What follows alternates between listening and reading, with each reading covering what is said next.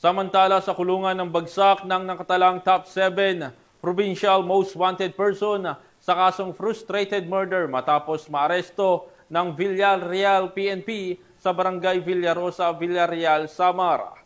Nakatutok dyan si Patrolwoman Camberley Flores.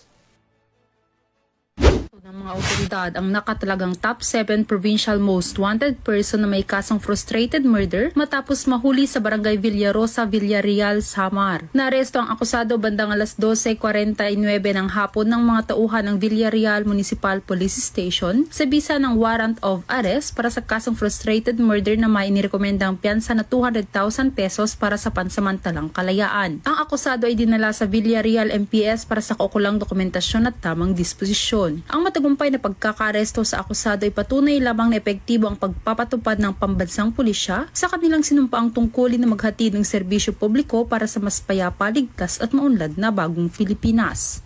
Mula dito sa Eastern Visayas, ako ang inyong PNN correspondent, Patrolwoman Flores, alagad ng batas sa kataguyod ng Balitang Pulis.